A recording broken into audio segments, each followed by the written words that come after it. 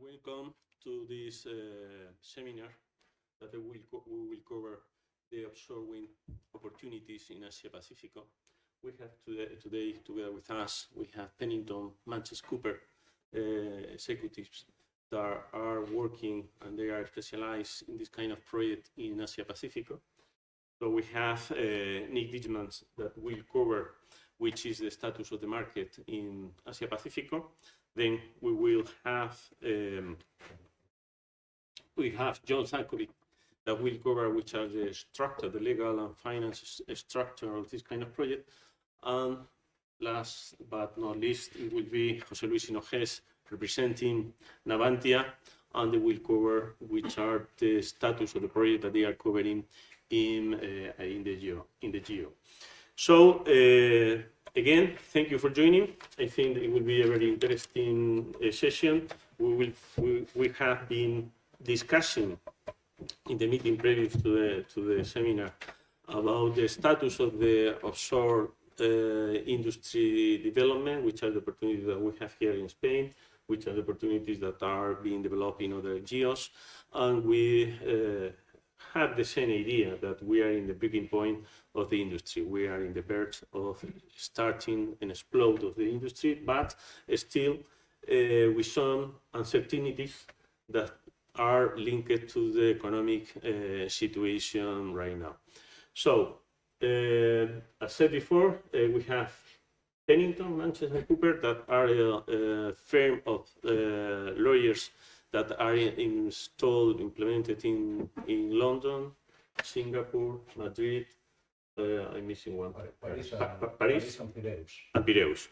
So, Nick, thank you. What is yours?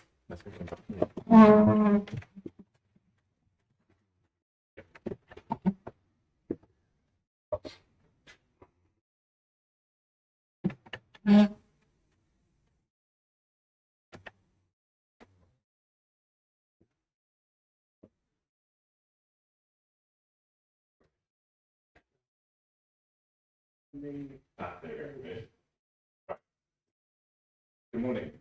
Thank you very much for the opportunity. We very much appreciate the chance to come and speak with you and be in Madrid. We come from Singapore. I'm originally from New Zealand. John is originally from Australia, so we're enjoying the cooler weather. So that's very nice. A little bit about Pennington Manches Cooper. We're an international law firm, as you've heard from Diego. We are. Hello. So Pennington Manches Cooper, we're a global international law firm. Our Singapore team is strong in shipping, corporate disputes, and banking, and we have representatives from our team in Singapore in the audience, as well as our team in the UK and Madrid. Today, I'm going to do a sort of market snapshot and look at some of the key drivers of what's going on in the Asia Pacific region. But first of all, a quick snapshot of where we are in terms of global build-out of renewables. This is a report from the Statistical Review from 2022, produced by the Energy Institute in the United Kingdom. As you can see from the green, if I can use the pointer, the green here, that is renewables, that's global energy consumption from renewables. The black is coal, the purple is natural gas, and the red is oil. So you can see the renewables build out is coming, it is rapidly accelerating, but global demand is still met from hydrocarbons.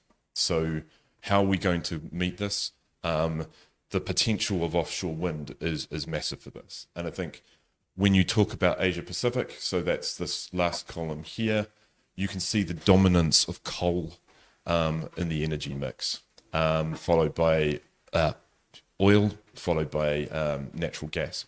So there is very much a place in Asia Pacific for offshore wind, and it's gigascale offshore wind to meet this energy demand. So this is where we are in terms of offshore wind. I've highlighted using orange and yellow Asia, and I've used yellow for Australia. So that the dominant market is still China. China is building offshore wind rapidly, and shortly Australia. And then in the wider Indo-Pacific, you have India as well. Other markets to watch are probably the Philippines and New Zealand, but we'll talk about that a little bit more shortly. So this is sort of a snapshot of where we are on final investment decisions in terms of current build out.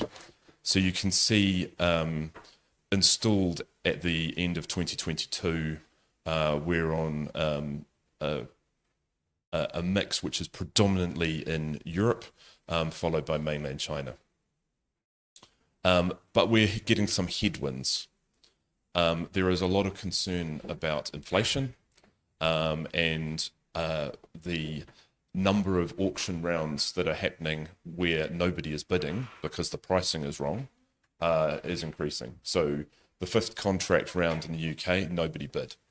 There are a number of projects in the UK where they are being either postponed to rework the costing, or they're being cancelled entirely. And the same thing is now happening in the United States.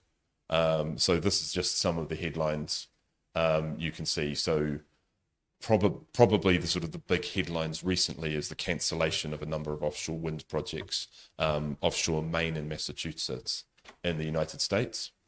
Looking at the story behind that, when the auction rounds were bid on the power purchase agreements to now, the differential in the cost inflation is something like 52%. You would need a 52% rise in the offtake or in the tariff to cover the cost inflation to make it profitable. And all of these projects will have to be recontracted because Ørsted, BP and others just can't make them work contractually. So we need to get a little bit of reality going on in terms of cost with governments in terms of the way they're approaching feed-in tariffs and other support measures.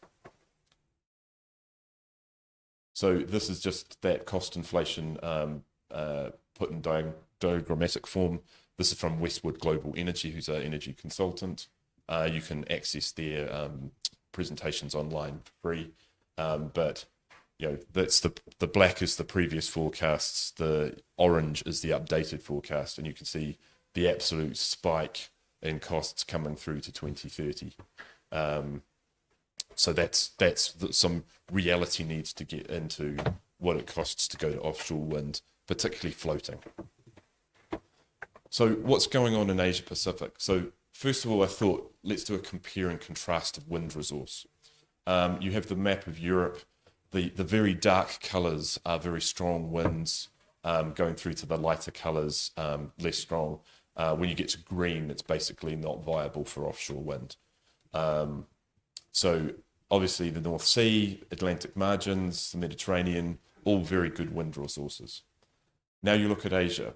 Where I'm living in Singapore, we can't do offshore wind. The wind is just not strong enough for viable offshore wind.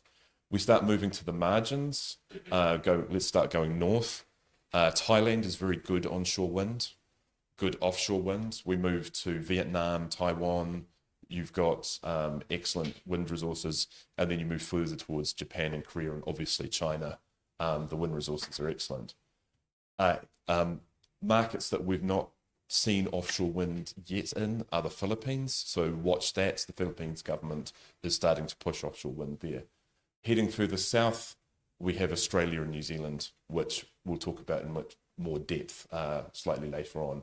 But you can see from the wind map, again, good wind resources and probably highly viable for build-outs. So this is the Westwood's APAC build-out. So you can see they've identified Vietnam, Japan, Korea, Taiwan, and India. Not on this map is Australia, not on this map is New Zealand, and a number of other places. But this is where Westwood currently sees the build-out. You can see the massive significance of China in this market at 123 gigawatts. So they would dominate the build-out. This is all being done by Chinese resources onshore financing. So there's not really a role for us as Western advisors or European investors in this. But the rest of the market, Philippines, Vietnam, Taiwan, Japan, Korea, and as I say, Australia and New Zealand, are highly prospective and lots of opportunities. And don't forget India in the wider Indo-Pacific.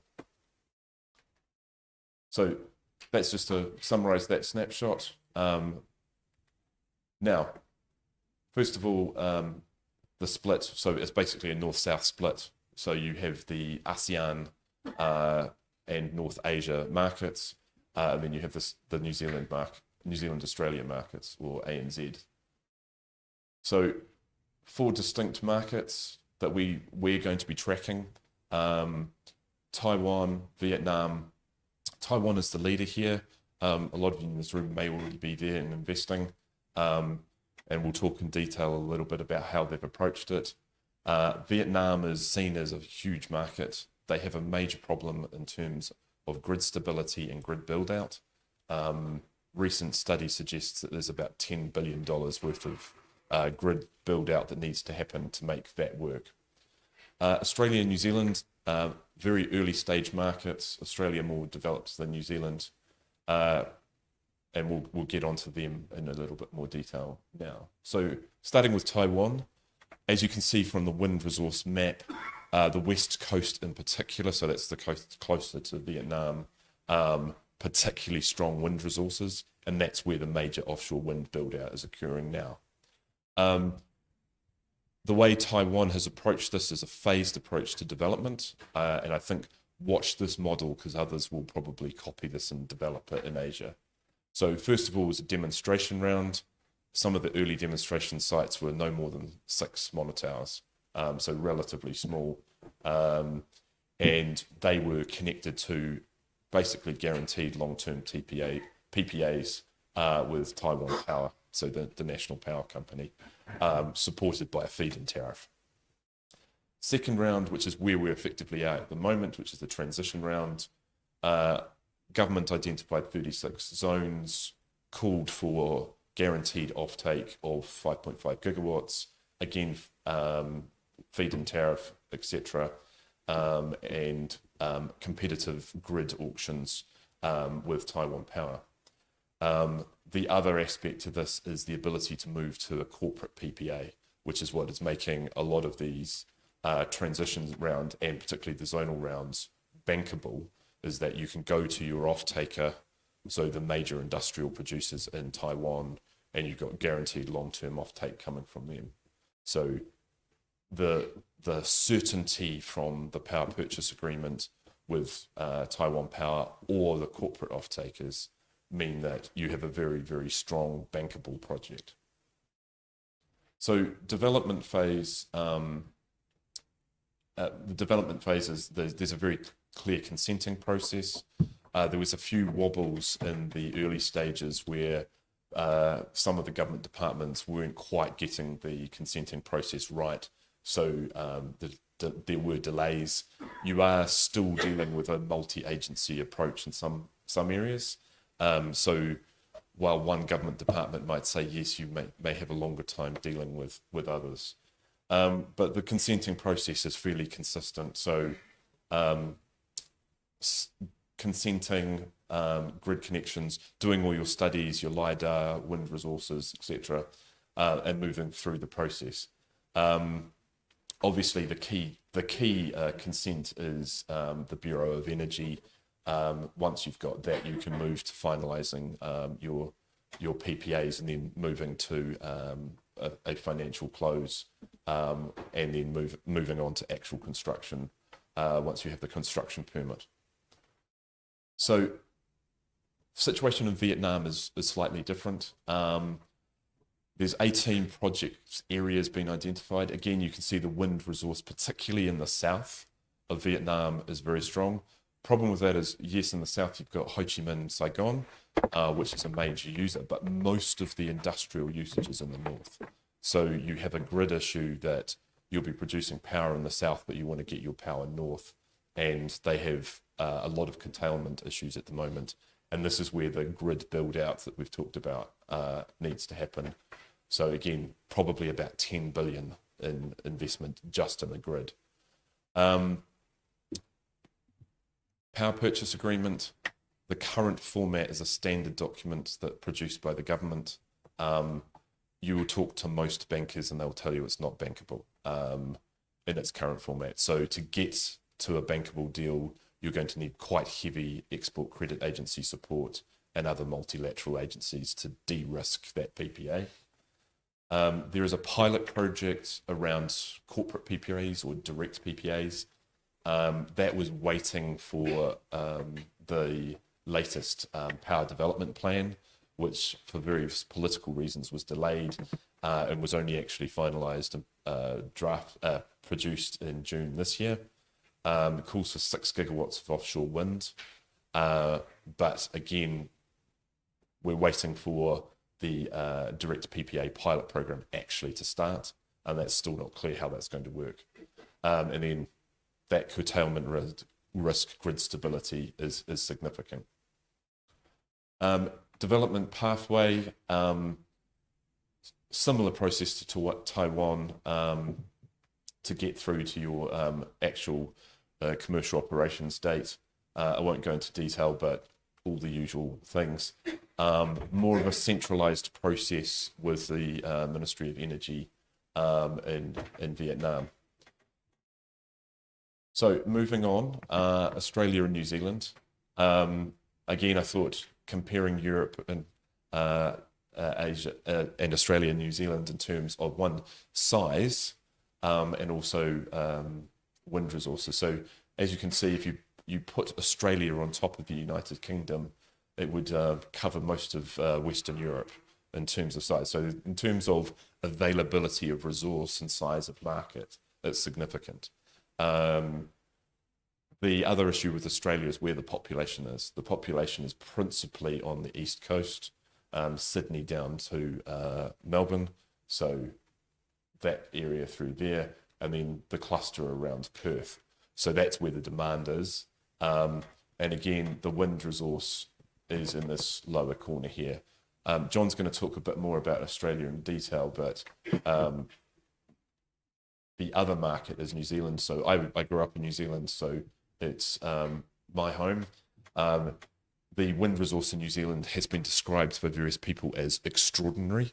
The other interesting thing about New Zealand is the population is 5.5 million people in the space of an area the size of the United Kingdom. So there's not a lot of demand in terms of power offtake needs. So the build out may not be large initially. But the other thing about New Zealand is the hydrogen economy is likely to kick off quite quickly in New Zealand.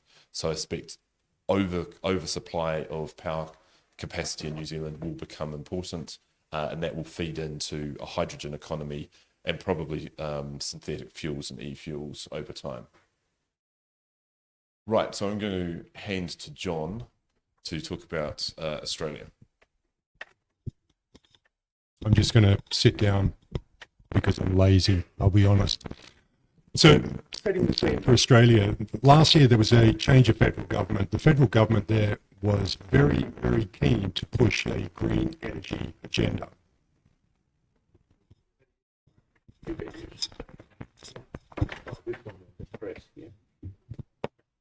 Okay, sorry, I don't want to deafen you. So the new federal government is very much pushing a green energy agenda. To that end, certain ambitions are in the order of 2 gigawatt of offshore wind by 2030 and 20 gigawatt by 2040. So that offers huge potential for industry. And call me the cynic, but the government is also an interesting snippet. Certain permitting for offshore oil and gas is now taking up to 562 days on average to clear. So there is a big shift from the government perspective insofar as the emphasis being placed on renewables. And again, I'm all for the offshore wind. I think it has huge potential, as Nick has indicated. How proximate it is to certain industries and populations lends itself very, very well to opportunities moving forward.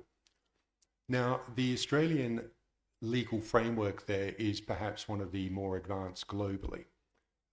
You could go to next slide. So the federal government last year established certain legal frameworks for the offshore wind. And it's important to understand from a legal perspective, Australia is a federal system, so the waters inside of 3 nautical miles belong to the state, and from 3 out to 200 are controlled by the federal government. And when we're talking about offshore wind here, we're really talking about floating. So we're talking about some of the deeper offshore. And the federal regime is quite comprehensive. And the benefit of that for investors and also parties is it gives certainty. And I say that because there are a number of policymakers, not only in APAC, but globally, who talk a very good talk as to being behind renewable energy, but they lack the regulatory environment. And absent that, it becomes a bit of a chicken and the egg. Investors are simply not going to come to play and pour in billions if there is not the certainty of the regulatory environment. So the Australian government has done particularly well in that sense. Now, it is still, however, in its infancy. The first bidding rounds are envisaged to take place in Victoria at the very end of 2024. I think it's more likely sometime in 2025.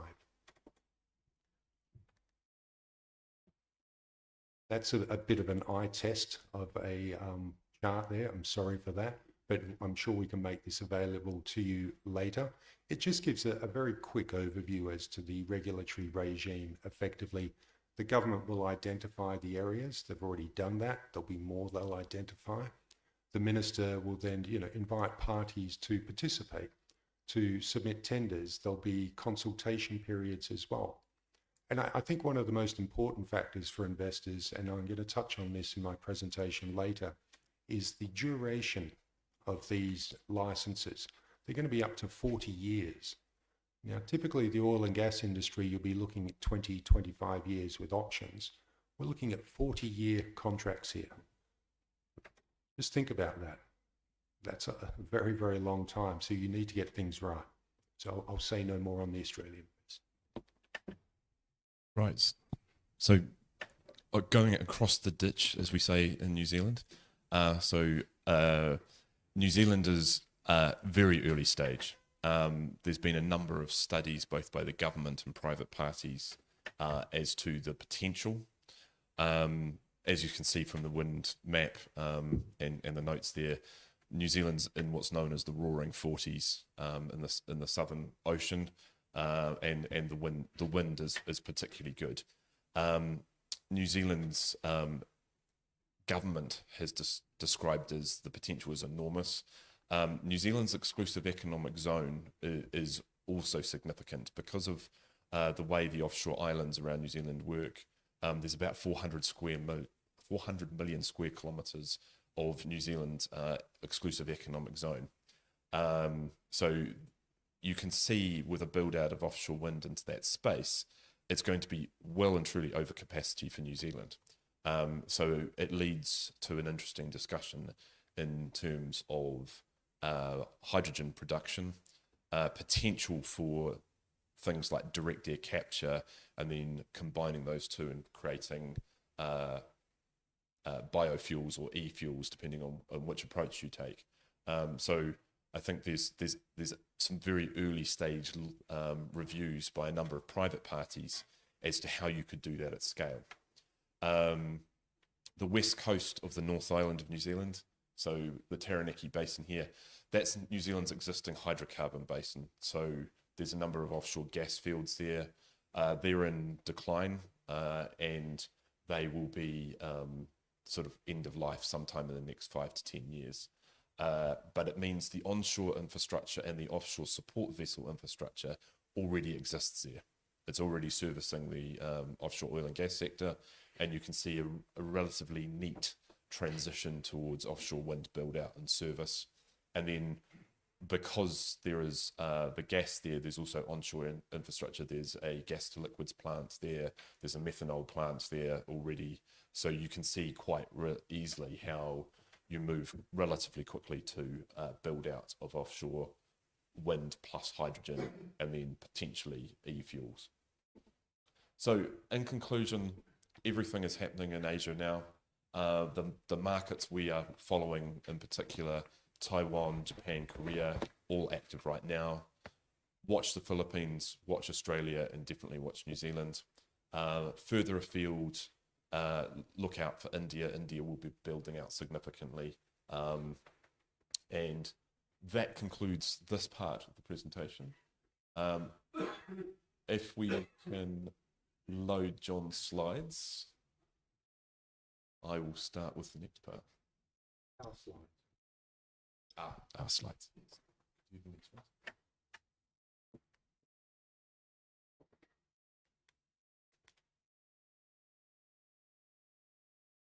Yeah. No, it's one more. Yeah.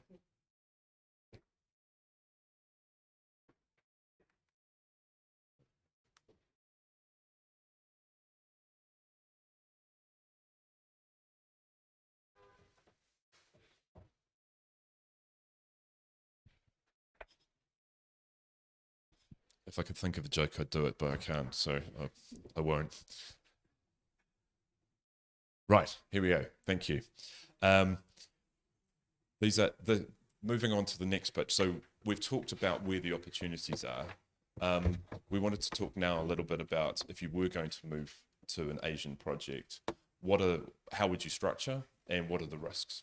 The front end of this, I'm going to just briefly talk about structuring. As well as being an energy lawyer, I'm at heart a corporate commercial lawyer, so I look at corporate structuring, M&A, joint ventures, and those sorts of things. So I'm going to approach this from how you go about structuring a deal. Then John's going to move on to what the risks are and how you mitigate them. But it's interesting times. There's a lot going on.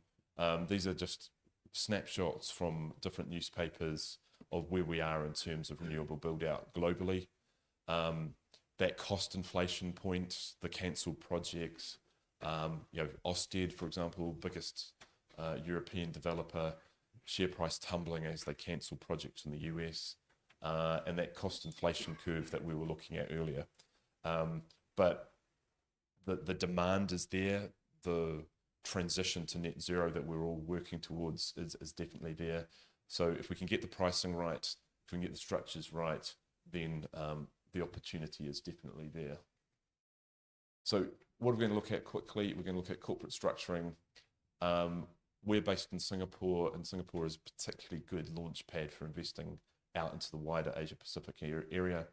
And then we're going to look at the risks around disputes, risk mitigation strategies, and then how you can use investor treaty planning to support that structuring. So let's start with the corporate side. So this is your classic development cycle, starting with corporate structuring, moving around to site selection, pre-financing, investment treaty planning, planning and development, procurement, installation, construction, O&M, operation and maintenance, and then finally end of life, decommissioning, closing your site. To make that whole process work, getting the corporate structuring right at the start allows the investor treaty protections and other aspects that John will talk about to work in a clear and transparent way that's going to make it more bankable. So when we're building corporate structures, obviously we start with, are you doing it alone? Are you doing it in a consortium? When we're talking about billions of dollars of investments or billions of euros of investment, often we're doing these as joint ventures because no one party has, one, the cash flow, or two, all the necessary skill sets. So we're talking about joint ventures. Often with these build outs, there's local content requirement, particularly in Taiwan and Vietnam. The local content, particularly in Taiwan in the early rounds, was very heavy, required lots of local investment. Vietnam's looking for a very similar things. They're trying to use offshore wind build out as a way of pushing up their own economies. And they, in the early rounds, they didn't quite get the local content right, but they developed it.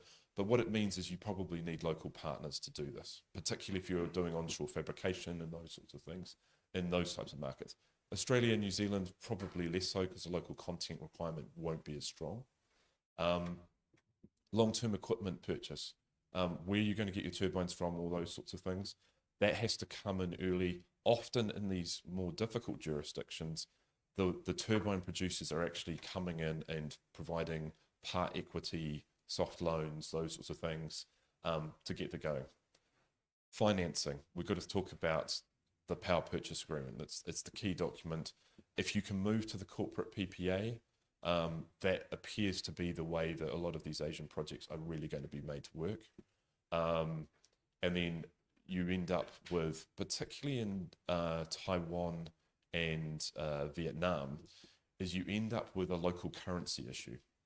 So your PPA will be in dong and Vietnam or Taiwanese dollars, but there's not going to be enough liquidity in the local banks for the billions of dollars that need to come through. So your banking and your hedging structures need to be thought about quite clearly.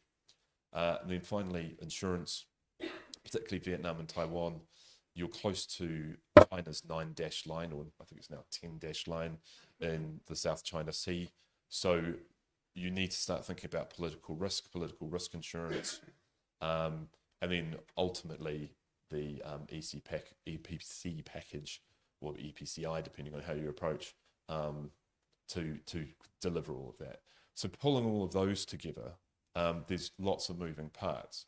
So quickly looking at the different aspects coming through, sources of financing, particularly Taiwan, Vietnam, this is mostly getting done by the private banks, the commercial banks, but there is, in the early stages particularly, huge support from the Asian Development Bank, World Bank, IFC, etc. They need to be part of the process. So if you as Spanish investors can bring your own export credit agency or your own banks, it makes it more viable. The investment treaty planning, John's going to talk about that in detail shortly. Obviously, Spain is not unfamiliar with investment treaty issues from past investments. And then obviously financing, the PPA, the length of the projects. So Australia, where you've got 40 years, even on a long-term project financing, you're going to have plenty of time to be making the upside through the life of the project. Some of these other projects, the timelines are shorter, probably 15 years, possibly 10. So that runs through to the tenor of your financing and the need for a very strong PPA and tariff support. So pulling all that together, a little bit of an advertisement for Singapore and why you might use Singapore. So from a tax point of view, very low corporate tax. There are huge amounts of incentives from different government departments, not just to invest in Singapore, but to use Singapore as an investment vehicle to go elsewhere. So for example, there's benefits from bringing all your global procurement into Singapore. There's tax breaks, there's various different incentives. So a number of traders, a number of organizations that have large procurements, like some of the mining companies, are bringing their global procurement to Singapore. So the procurement is done through Singapore, but for their other markets. A lot of the banks that are involved in this build out are all based in Singapore, or their Asian presence is headquartered out of Singapore. And the food is quite good as well. So pulling all that together, when you look at Asia from Singapore, Singapore has double tax treaties with all the countries we've been talking about. It has free trade agreements with all the countries we've been talking about, and it has investor protection provisions in those free trade agreements throughout them. And in a number of those countries, there's multiple free trade agreements. So there's bilateral as well as multilateral treaties. So if you are looking to scale out into Asia, putting your headquarters and your functionality based in Singapore makes a huge amount of sense. So that's enough from me. I'll hand over to John, and John's going to take you through the risk mitigation strategies.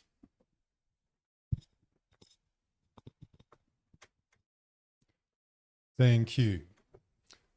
Two things quickly. One, thank you very much to our kind hosts. Lovely venue. We're very honoured to be here. So thank you for affording us the opportunity. Two, Nick touched upon, with respect to Singapore, the great food. We went out with our colleagues last night, and I've got to give yourselves credit here. The food here is pretty damn good. So Singapore is good, but you're right up there as well. So always a pleasure to come here. Love the hospitality and the food. But I'm not here to do a tourism pitch. So let's get into the nitty gritty.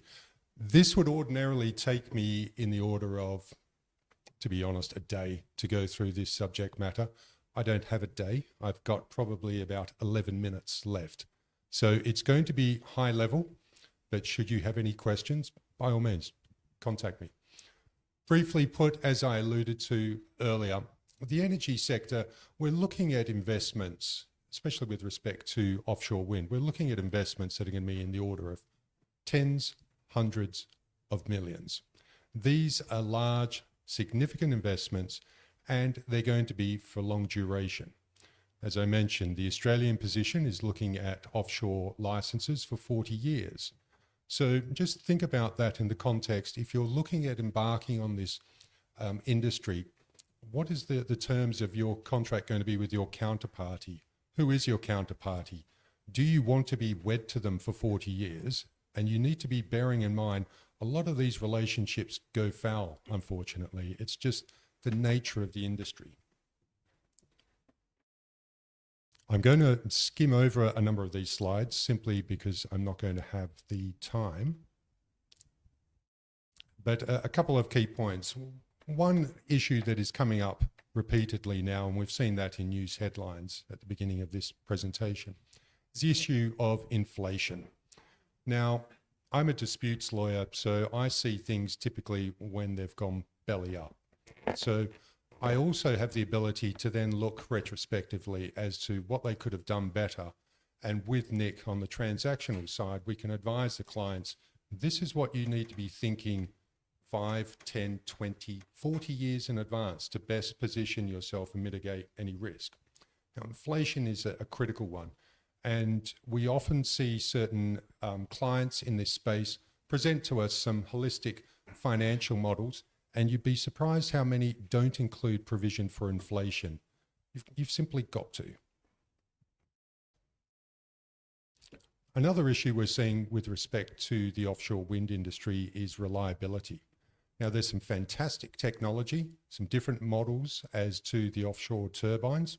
However, this is a relatively new industry, and there's lessons to be learned. And sometimes these lessons are going to be very painful and very expensive.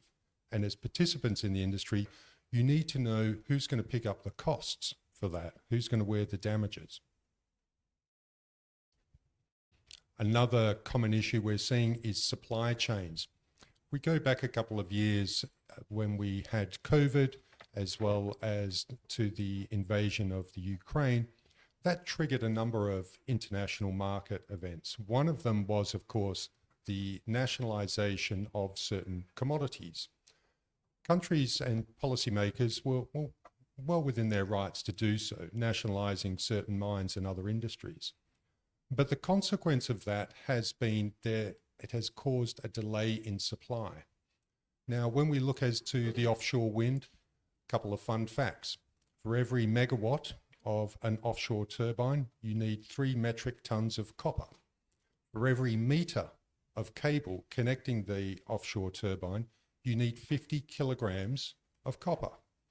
So in a market where commodities such as copper are becoming a bit tighter, we're seeing a number of issues with supply delays. Permitting and approvals as well, as I mentioned. Some governments are very keen to, be talking, we want to, invite investment in this space, but then the permitting piece is taking quite long, and that's frustrating to all concerned. Just on environmental matters, when we look as to fossil fuels, the players in that space are often easily available for a free kick by environmental groups. But we're now starting to see a number of issues with the renewable industry as well. Most recently in the United Kingdom, the cabling from an offshore wind farm is now being targeted by an environmental group as causing some damage onshore. And equally, Australia, again, my home country, I'm grateful that we've got a big interest in the offshore wind, but we're now being met with, of course, NIMBYs. It's good, but not in my backyard. So even though a number of governments have opened up areas for consultation for offshore wind, there's been a lot of pushback now by certain groups. And of course, two events I touched upon before, there's only so much you can prepare for. So how to get it right? This is a very, very simple snapshot, and it is something whenever Nick and I meet with our clients, we have it in the front of our mind, and we're keen to impress it on the clients. It's all about prevention.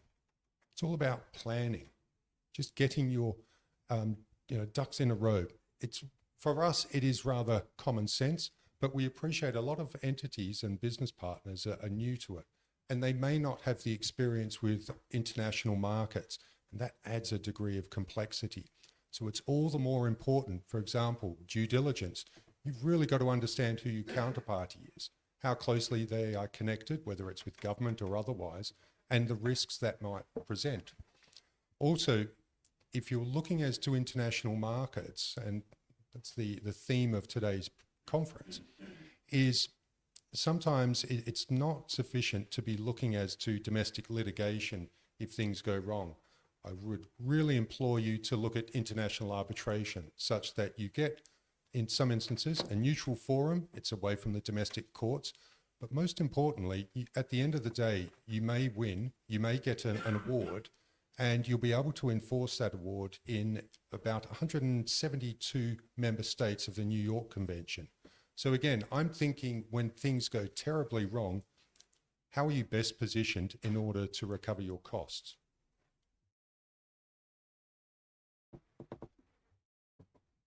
And Nick's already touched upon those, so I'll leave those.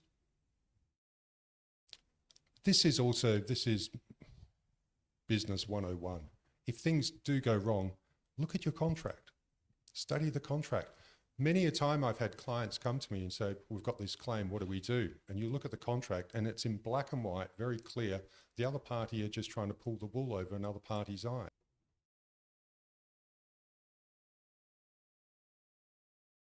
Of the assets of the investor. The beauty, and this is perhaps the crux of investment treaty planning, is this enables the company in country A to directly sue the host state. You don't need a contract with them. The treaty operates as the contract. That gives you the nexus in order to pursue the state. So to take it another step, you may find under your contracts, depending on who your PPA is with, for example, there may be certain rights with respect to the host state. This is another safety net, and this is very, very important. Again, we're looking at investments in the order of tens, hundreds, billions of dollars. You want to get this right. This is a fantastic option, and it's perhaps a thermonuclear option in the event things go wrong and you need to pursue the state. And the beauty, of course, of going after the state and say, right, we're going to shift our company from another investment treaty. You're simply not going to be allowed to do that, especially once a dispute has been triggered. So it is very important to get the structuring right, which is another jurisdiction that you can take best advantage of. And that is something, again, that requires a lot of analysis as to the nature of the investment. Here's just a couple of instances as to the redress. The best redress is indeed the independence of the arbitration. So much like commercial international arbitration, investment treaty arbitration takes the dispute away from the host state, puts it in a neutral forum. There is no governing law. It's not going to be Australian. It's not going to be Spanish, for example. It is going to be pure international investment law. So nobody really has the advantage there.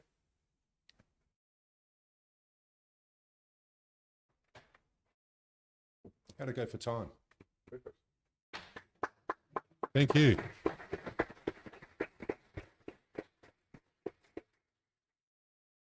We're now actually going to pass the microphone to Jose.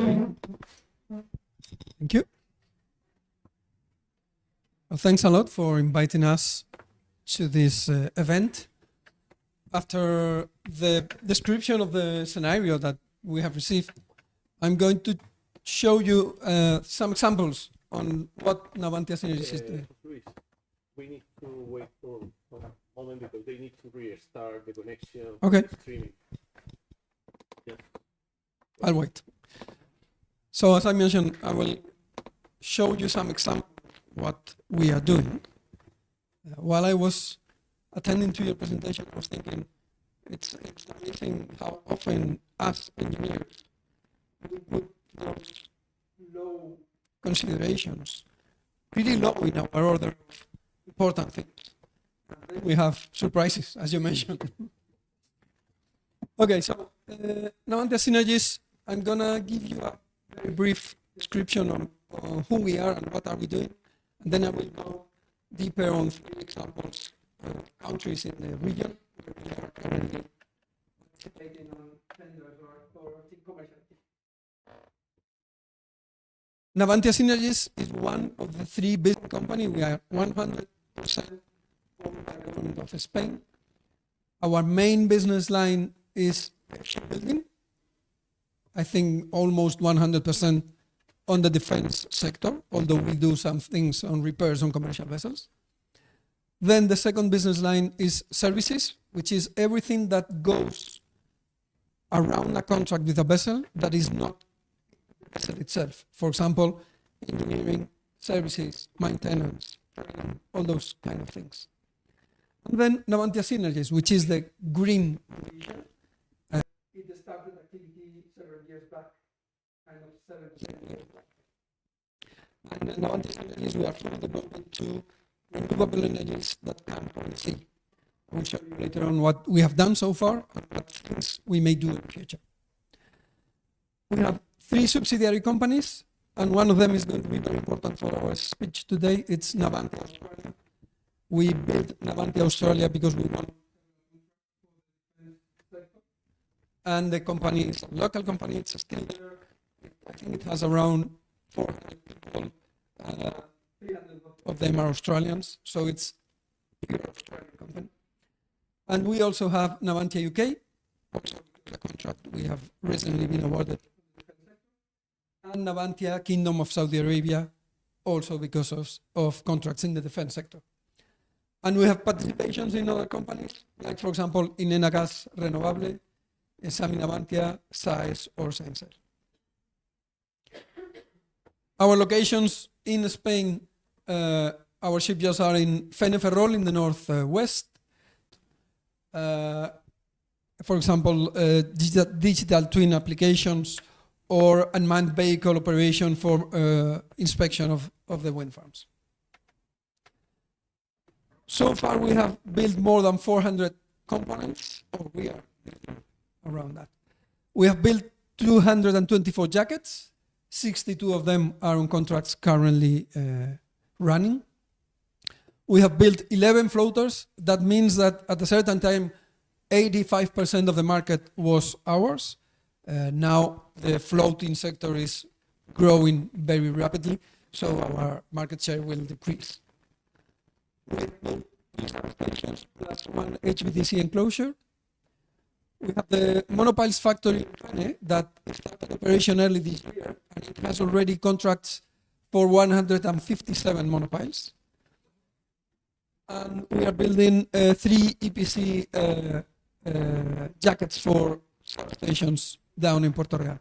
And this last, those are transmission pieces for a project in the USA.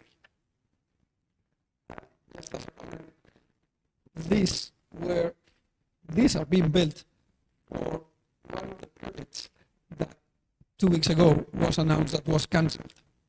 But we have not received so far any order to stop production. So, although there is a lot of noise about cancellations and projects going. Puerto Real shipyard, which is a facility that we share between defense business and green energies business. All the dark green ones are awarded contracts, and these ones are potential contracts that we believe we are quite close to get them. So as you can see, of work. And we expect a high demand period coming from 2027. That means that early this year, the decision was taken that we need to change the model. And although our first objective will still be to bring contracts to our facilities, now, if we want to keep on going, we need to find the way to build out from our facilities. And I will tell you more later on. Why we expect a high demand period? This is data from Offshore, which is a database that we usually take information from. The first column are the number of gigawatts that in Q3 from 2023 were fully commissioned. The second one were the number of gigawatts that were under construction. Third one, those projects that already had the FID made. And the big one is what is pending till 2030, according to the goals that each country, has announced for that year. So from now to 2030, as you can see, we must more than double the number of gigawatts generated by offshore wind. And how can we do that? This is a problem or an opportunity. In the Suez Channel, there is a bridge that limits between 70 and 60 to 70 meters height. So you will not be capable of sending jackets the size we are building them right now in Spain to Southeast Asia. You can send floaters, and we are not talking about the cost that it will have, but for jackets, it's a no-go. These are the next auctions that are planned. The top ones are only for the land, second ones only for the power outtake. Third ones are those that will do both auctions at the same time, site and energy. And the lower ones are only for transmission. As you can see, there are several flags, especially in 2024. There are India flag, Taiwan flag, Australian, no, not yet, I think. But this is a reality. Apart from the goals that the countries have announced, they have already plans going, and we are going to have activity next year, for sure. Our facilities in Spain, Feno shipyard, Puerto Real shipyard, and also we have a production capacity in France in the port of Brest that we created because of a local content requirement on one of our contracts, that we still own the land and we can still build things there. But this is all we have in Spain, and as I mentioned before, it's going to be full. Let's hope so. So ways to expand our capacities. First of all, talking with harbors close to our shipyards. We have requested areas in Port Exterior de La Coruña and Port of Cádiz, so we can build part of the products at our shipyard, taking advantage of the workshops that we have, and then do final assembly in the external harbor or in a land from the Port Authority. So we don't, it's one of the many few companies that have been identified by the developers to have enough local knowledge to help on how to build offshore wind farms in Australia. We have been contracted already by at least 3 different developers to prepare. 50 people attended, and we were telling them our plans, and we were telling them, please be ready because we will need you to the companies that we've been working with for the latest years and we already are familiar with. Now going to the region. The blue square are the goals for wind gigawatts. The yellow lines are only for offshore wind. So and the yellow ones are worldwide, and the blue ones are only in the region. As you can see, the numbers in gigabytes are really big big ones, 263 gigabits in the region to be developed. 3 different examples on how we are approaching the opportunities in the region. First one is Korea. In Korea, the developer, Ocean Winds in this case, was looking for someone that will give confidence on the development of the project, because there are shipyards there and the local content requirements are quite high ones, but they have never worked in this sector before. So the developer was looking for someone to fill the gap in between the shipyard and the requirements for this kind of projects. So we decided to establish a joint venture with a local company called SEA that has been steel provider for us and pipe provider for us for many years. The idea is to establish a joint venture where Navantia will own 49% and SEA will own 51%. This division is because for us here in Spain, being a state-owned company, the papers and rules and regulations we have to follow are much simpler if we only own 49% than if we own more than 50%. If we own more than 50%, that is considered an investment from the government of Spain in a foreign country, and that complicates things quite a lot. So we will create that joint venture, and we will subcontract the local shipyard for the construction of the units. In this case, it's floaters. And just to give you an idea of the scale, as I mentioned before, we built 11 floaters, and that meant 85% of the market. This project are 3 phases, 25 floaters, 25 floaters. Those are guaranteed. Shipyards are not interested in going into offshore. Only the smallest ones that usually build blocks for the bigger ones are looking for this sector as an opportunity. India, different approach. Korea, as you can see, we are already preparing our offer. So it's a project, a real project that will be awarded 24-25, but we are already working on something concrete, a specific design, specific numbers. India, they have very ambitious plans, but for example, 4C Offshore thinks that they will be much slower than they are saying they are going to be. Our approach to India, and we are. And also, I want to thank you, all the people which is present on the here and following us online. Without your support, these kind of seminars are useless. And thank you very much. So there has been a massive piece of information that we have received both from our beloved colleagues in Singapore and from Jose Luis.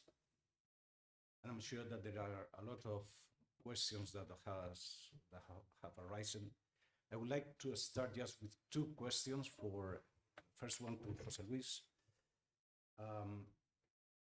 Well, you have explained perfectly why Navantia is focused on Korea, India, and Australia, and Far East, but why is not focused on Europe or North America, which should be the natural market for Navantia?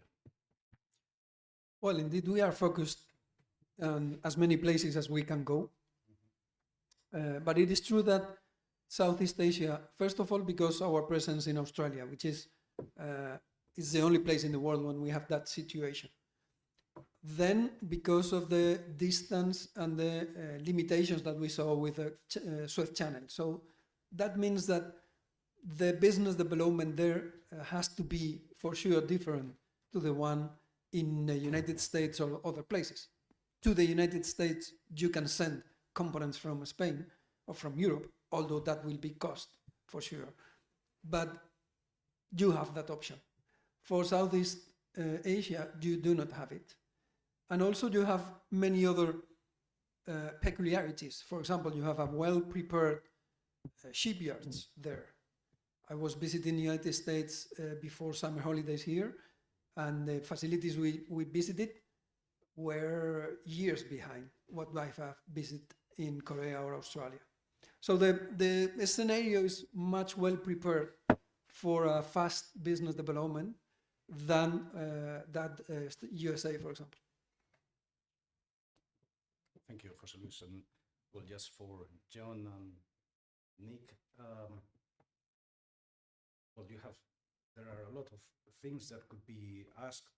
For instance, the kind of restrictions, and certainly Australia and New Zealand don't.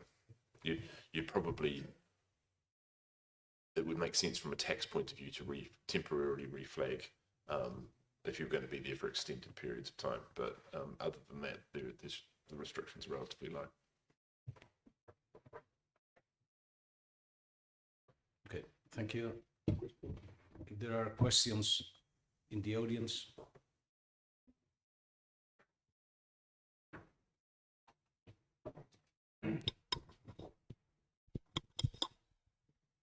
Well, thank you for this presentation. And helping you, if you're bidding for it or you're doing providing a subcontract, making sure that when you bid for those contracts, when you sign the longer term contracts, you've got the best international experience to support that contract and make sure you've structured it correctly, but you've also identified the potential long-term risks, particularly if we're talking about a 20, 30-year long-term contract, if you're one of the investors in the project, or you're providing services. So we will work with local council in Taiwan or Vietnam or Australia or New Zealand, depending on where it was, and provide that overall project management from a... But we understand the political movements as well as the market movements. For example, certain clients might be entertaining an investment in energy, whether it's traditional or renewable in certain jurisdictions. More often than not, we've got experience and we know what some of the hurdles will be and some of the pitfalls. And in some instances, having spoken to us, clients might look to restructure it from an investment treaty perspective, from a tax perspective, or they might deem it just too risky commercially from a wholesale perspective and just walk away. Diego from Hitachi Energy. Thank you very much, and thank you very much for this excellent presentation, and congratulations. One question regarding risk management. What you spoke before about preparing all the corporate structure from the very beginning, so to ensure that we don't have any problems in the future. You mentioned that JVs were what's the general, and it's true everywhere more or less, is what is accepted, the corporate structure to be the JVs. But nowadays we're starting to see other ways of trying to limit liabilities between the different entities that are part of these JVs. What is in the area of South Asian? Is it also a reality that is starting to be accepted from governments or different structures to just JVs with unlimited liabilities between the parties? Again, it's a jurisdiction by jurisdiction discussion. So what might work in Taiwan to limit risk may not work in Vietnam, for example, because of local rules on foreign ownership restrictions, tax, and those sorts of things. So you have to look at each jurisdiction case by case. But there's broad themes. So what we're seeing in Taiwan is actually effectively an unincorporated joint venture where each of the joint venture partners are participants in the license in the sort of traditional oil and gas sense. So a lot of the offshore wind licenses in Taiwan have been granted to consortiums who each have a participation stake in that, and then behind the scenes they manage that through a consortium agreement, and then one of those partners, very much like offshore oil and gas, will be the operator and take the front end risk. The other partners are more their financial and contributing, and that then leads you to an agreement that looks a lot more like a joint operating agreement from an oil and gas point of view. So that's the typical model in Taiwan. In Vietnam, you're more likely to end up with a local entity that is the joint venture entity. Again, this is foreign investment restrictions, particularly in relation to movement of currency on and offshore. And quite often what will happen is the international investors in Vietnam will incorporate a company in Singapore, and they will all sit in that company jointly together. And then that's the top level joint venture. And then the bottom level joint venture is in Vietnam, shareholders agreement joint venture with respect to the Vietnamese operating entity, where the local partners come in. And then so you de-risk elements of that by having the Singapore agreement, probably governed by English law or Singapore law, international arbitration. The local one will need to be Vietnamese law, but you will have international arbitration. So quite commonly that will be Singapore international arbitration. So you have at least commonality of forum, and you deal with risk that way. The other structures we're seeing are much more fund related. So you end up with a limited partnership with a general partner and limited partners. So the financial investors are coming in purely as limited partners, no day-to-day responsibility other than to provide funds. And then the general partner then incorporates a subsidiary, which is the licensed vehicle, and goes from there. And you end up with a much more asset management approach to de-risking it. And we're seeing that in some of the more sophisticated jurisdictions as an option. So you may see that in Australia, for example, and possibly New Zealand.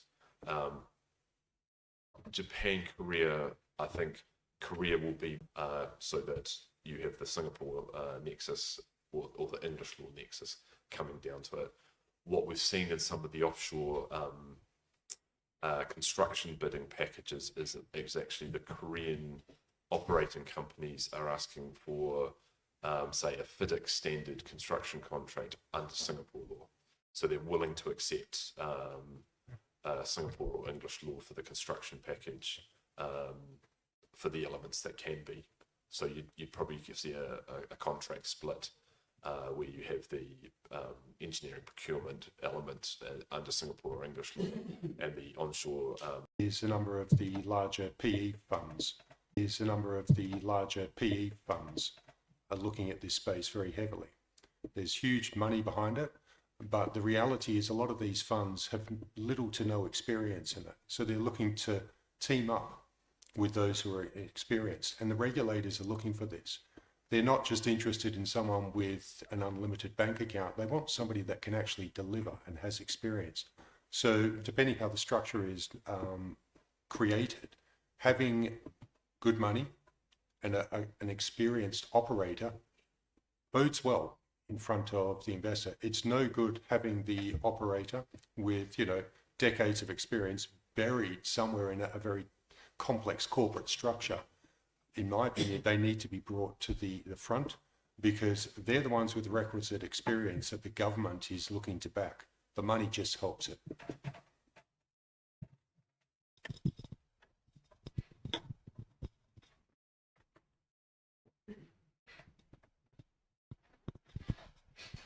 Hi. Thank you for coming and sharing with us your knowledge and experience.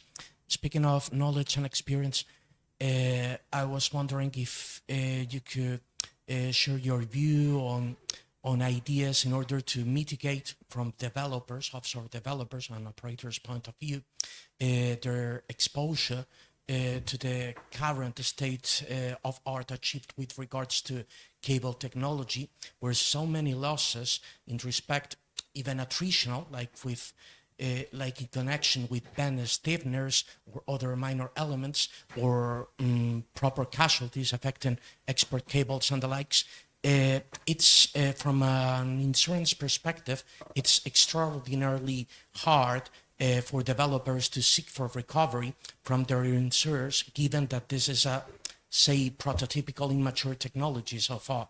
So they are very exposed, in my view, in our clients' experiences, to problems, to loss of income that they are typically not backed in their contract with providers in the eyes of the investors supporting them. So perhaps you could share some experiences, if you don't mind. That's a very complex question. I'll have the first dig at it.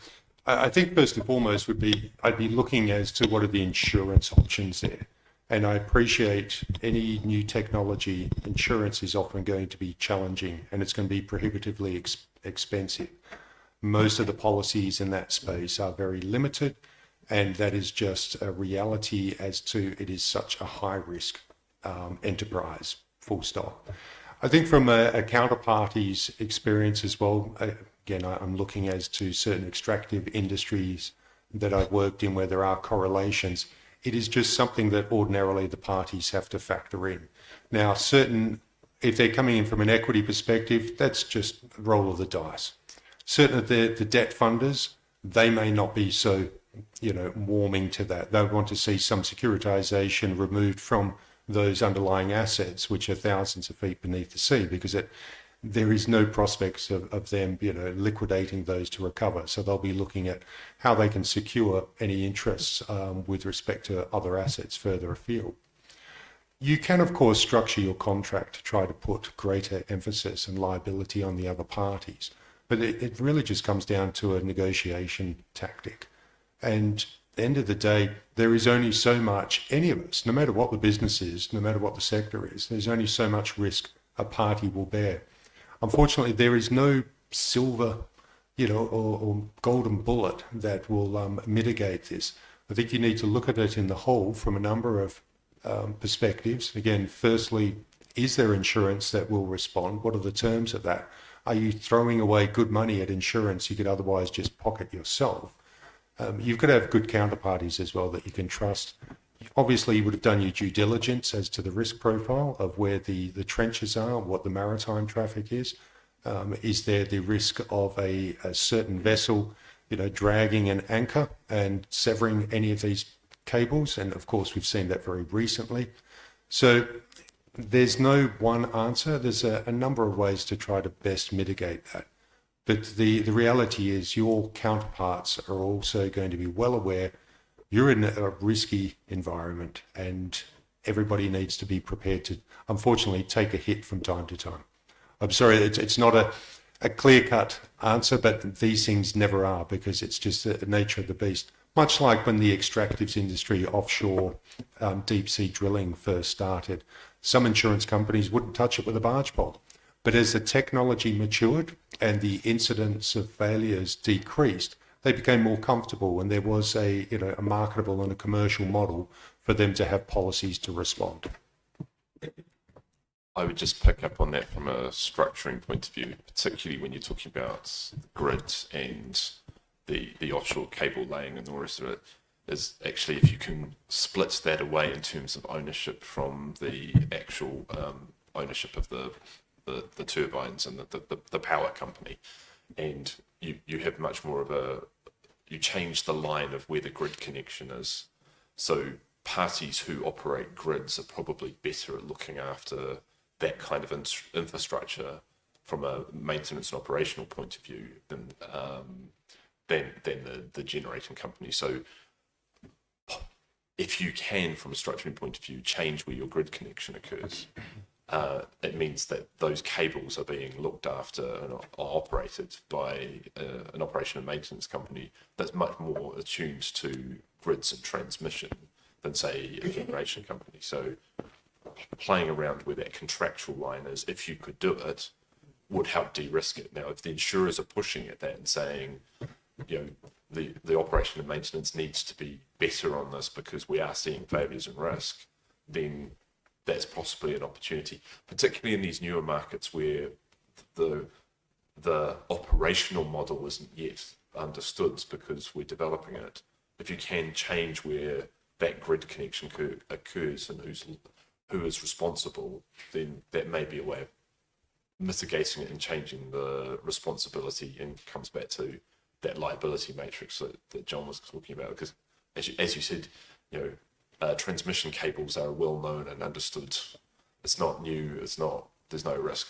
The risk is that you're putting them in an environment that's harsher, and particularly when you go to floating, you've got a different equation altogether to just simple subsea cable laying. Hi. First of all, thanks a lot for the presentation. It's indeed a fascinating topic. I think all energy projects are fascinating, but when they are in the offshore, they're even more fascinating. In my case, I come from the oil and gas sector, which perhaps is not something I should say here, but I can see the similarities in the way these kind of offshore projects are undertaken, just comparing. I assume these projects are all very young to have entered any of them in the decommissioning stage, and I assume there are no landmark cases on the commissioning of offshore wind installations, but can you just give a brief overview of how the regime would be in this region, or if you anticipate any controversies? Thanks. Familiarized with what the requirements are going to be for that. But taking into account the way laws have been in Spain regarding other wind energy sources, I guess that the requirement will be restate everything as the situation that it was previously to start construction of the wind farm, which of course will not be easy. That will certainly be the case in the North Sea for the UK offshore. The way that regime works is almost identical to the way the offshore oil and gas regime works. So if you get to end of life and you're decommissioning, like in oil and gas, you will have to remove everything and bring it back to the state before you install it, because the way the Crown Estate's licensing structures work for the seabed and that sort of stuff is it's the same regulator in terms of who owns the seabed and what you can install on it and all those sorts of things. So yeah, the decommissioning obligation will be almost identical in offshore wind to oil and gas. I'll just add to that as well. From the Australian legal perspective, again, there are a lot of similarities as to offshore oil and gas, but the Australian regime has also introduced the obligation of sponsors to post a bond, a sizable bankable bond, and that's effectively a decommissioning bond. There may also be a separate environmental bond, but the idea is at the end of the project's life, as Nick and Jose have alluded to, it'll be incumbent on the sponsor to remove all the equipment, and the terminology is to the effect return the seabed as it was originally. So that will require removal of the sea anchors and cabling and any other substations. It won't be sufficient to simply remove the blades, punch a hole in the spur and let it sink. That's simply not going to cut it. It will envisage basically towing everything, removing everything. In some instances, there may be an undue obligation to recycle them as well. But it is effectively much like your own rental accommodation. You need to return it to the original state. Apply that to the seabed. Thank you. Just a final question. In some jurisdiction, it is possible to reuse the base installations and convert them into artificial reefs. Would that be a possibility in offshore wind projects? I think that's going to be a policy call. I can see some merit in that depending where the units are located. But given primarily we're looking at floating units, they're easy enough to simply just, dismantle to a limited extent in situ and then tow back to port and dismantle them there. It is conceivable. Some governments might say, much like old ships, we might wreck it to create a diving site or a fish sanctuary. Absolutely, that is conceivable. I've not heard anything myself. I don't know if the other panel members have. So Vietnam, the current offshore wind is all near shore. It's sort of tidal mud flats and those sorts of things. And I'm pretty sure the obligation is to completely remove it because it's within the 3-mile limit and it's visible from shore. Thinking about the other jurisdictions, Taiwan there's no floating there yet. It's all fixed in place, and I'm pretty sure, given the shipping and the fisheries around there, the obligation will have to be to remove it. It would have to be a case by case basis kind of thing. So I think in any planning scenario, you have to assume that the decommissioning obligation is going to be there, and you'll have to remove it at the end of the whatever the term you have is. just to give a little bit more of confusion into the situation. Last week at the Congreso Eólico Marino, the Spanish Wind Association, there was a presentation from, I think it was someone from Redella, that showed us that they are working on cables that will help generating underwater vegetation. So how will you dismount that after 30 years? That will make more complicated situation.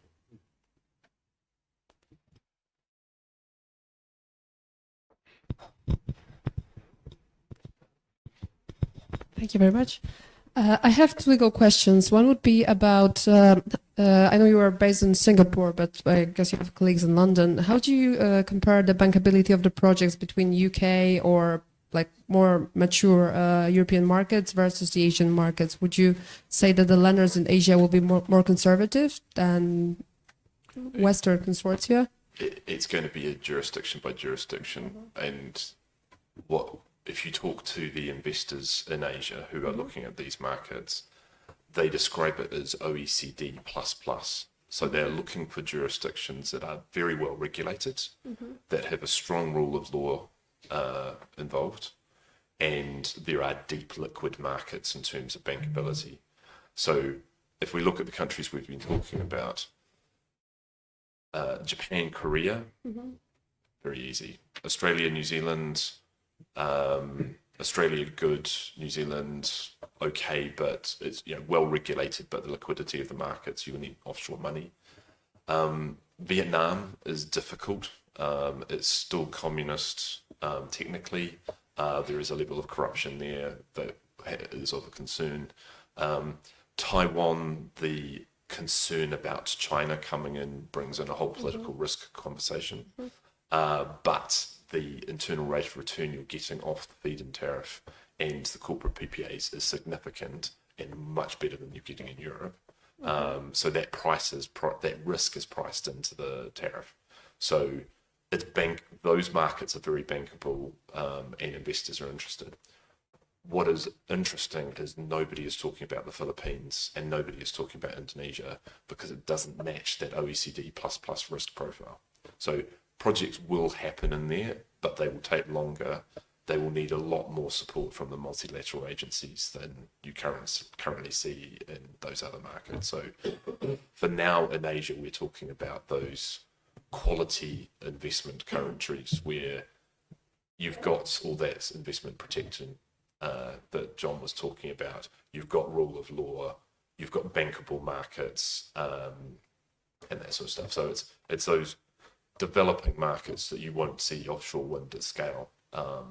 The solution will either be onshore wind or solar at a much lower cost point and probably a lower risk profile. Just to add to that as well, again, echo Nick's points. The other key element for a lot of the investors, in particular the financiers we deal with, is political stability. So most of the OECD plus, it's a foregone conclusion. The emerging markets, whether they're regional or APAC or elsewhere, a number of the emerging markets lack that political stability, and that is not encouraging. It's simply not a risk for some of the financiers.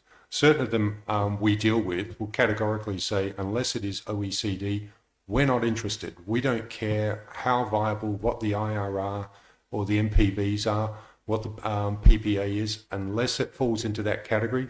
That's our threshold. We'll have a conversation after that. And what you'll also find is when you look at the OECD states, you look at the level of infrastructure as well. And that gives confidence to the investors. There is pre-existing infrastructure of, whether it's oil and gas or electricity generally, that gives them confidence that if they do lend money, there is a market there that can support it and it's not going to be expropriated.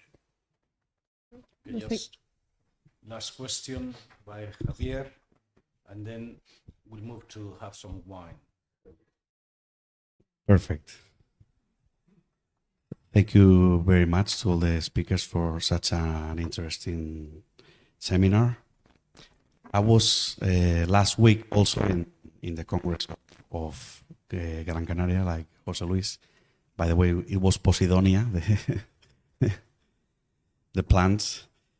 I noted there that there's a great interest, great opportunity, but there was also some concern, if not quite all concern, with regard to Spain about the pace of development, and especially being clear how slow is the permitting in Spain. It works very slow, and I would like to know what is this issue going or expected to go in countries like Vietnam and Taiwan and also Australia. Thank you. Maybe I can talk about Vietnam and Taiwan, and John can pick up on Australia. I think Taiwan deliberately put in place a number of pieces of very clear legislation that set out that development pathway I was talking about in my slides. That was set out, I think, in as early as 2012, 2013. So that was when that was set out. So the first financial investment decisions and construction on those very early stage projects only really happened in 2017-18. So, and you can see the speed of the rollouts that they're talking about in Taiwan through to 2030. So the early stages of these offshore winds do take a long time. It's finding the right mix of regulatory balances. So it's the feed-in tariff and other financial support and those sorts of things as we build the onshore infrastructure that's needed to support these things. So we talked about capacity in shipbuilding yards. That's one aspect. Where is all the copper going to come for the cabling? Where are you going to be buying your turbines from? So all those long-term lead items. So this doesn't happen overnight. These are 3 to 5 year projects just to start the construction phase. So I think the answer is yes, be concerned about it. Yes, look to your government to make sure that the regulatory framework is there, and don't stop there if the first projects don't work because the regulatory framework's not quite right. Lobby to the government or whoever you can to fine tune it, because once you go, the scale comes quickly and you build out. And I think if you look to the UK model, the build out has been enormous, but they now come to a point where they realize they actually need to tweak the model because the financing's not working because nobody bid in the last round. So that's the market is clearly saying to the government, this is not right. You need to fine tune this to make this work going forward.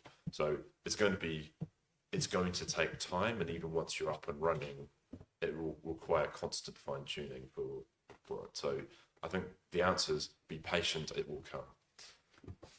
Thank you.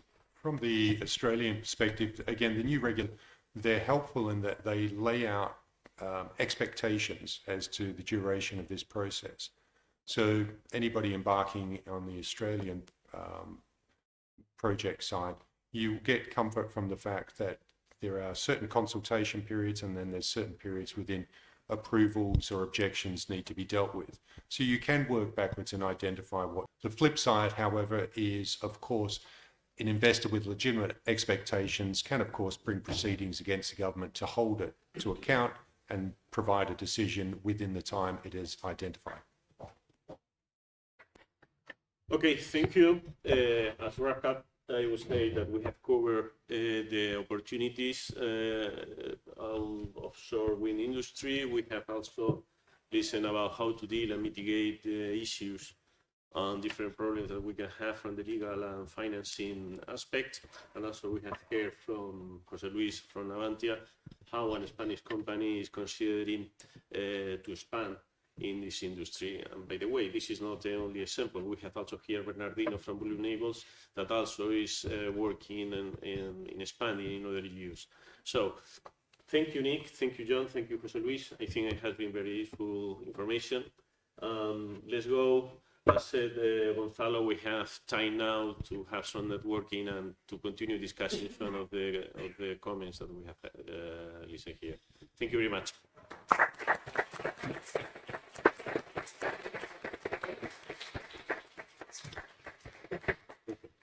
Mm-hmm.